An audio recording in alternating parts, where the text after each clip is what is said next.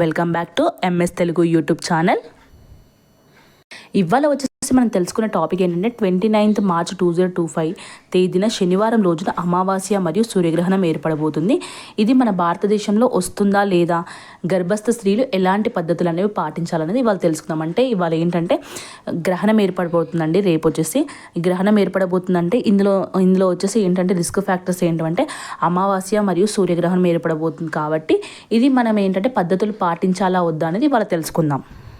సూర్యగ్రహణం అనేది మన భారతదేశంలో పాక్షికంగా ఎప్పుడు అవుపిస్తుందంటే మధ్యాహ్నం 2:30 నుండి సాయంత్రం 6:13 వరకు మనకి ఏంటంటే ఈ సూర్యగ్రహణం అనేది మనకు పాక్షికంగా అవుపిస్తుంది అన్నమాట.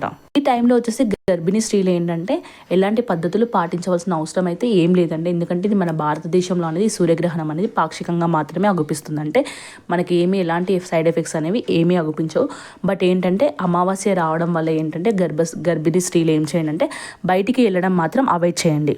అంటే చాలామంది ఏంటంటే హాస్పిటల్ చెకప్స్ అని ఏమంటారు హాస్పిటల్ చెకప్స్ కానీ వెళ్తారు, లేకపోతే ఏంటంటే షాపింగ్ కానీ అలా బయటికి వెళ్తారు కదా. ఆ టైంలో మాత్రం మీరు బయటికి వెళ్ళకండి. ఆఫ్టర్ 2:30 నుంచి ఈవినింగ్ 6 వరకు మీరు ఏమైనా వర్క్స్ ఉన్నా కూడా మీరు బిఫోర్ 2 లోపు చేసుకొని ఆఫ్టర్ 2 వరకు ఇంట్లో ఉండేలా చూసుకోండి అన్నమాట. ఇంకా కొందరికి వచ్చేసి ఏమని డౌట్ ఉందంటే ఫుడ్ తినొద్దా అనే డౌట్ ఉంటుంది. అంటే ఇప్పుడు గర్భిణీ టైంలో ఇప్పుడు ఎలాగో పాక్షికంగా అవుపిస్తుంది కదండి, ఫుడ్ తినొద్దని చాలామంది డౌట్ ఉంది. మీరు ఫుడ్ అయితే అన్ని ఫుడ్ తినొచ్చండి. బట్ ఏంటంటే మీరు బయటికి వెళ్ళకపోవడమే సేఫ్ అని అంతే తప్ప మనకైతే ఎలాంటి సైడ్ ఎఫెక్ట్స్ మాత్రం ఏమీ అగుపించవు. మ్యాండేటరీగా ఏంటంటే ప్రెగ్నెన్సీ వాళ్ళంటే 2nd మంత్ ప్రెగ్నెన్సీ నుంచి బిఫోర్ 6th మంత్ అంటే 6th మంత్ లోపు ఉన్న వాళ్ళు మాత్రం అస్సలు బయటికి అస్సలు వెళ్ళకండి. ఏంటంటే ఈ సూర్యకిరణాలను మనకు స్టమక్ మీద పడడం మంచిది కాదు.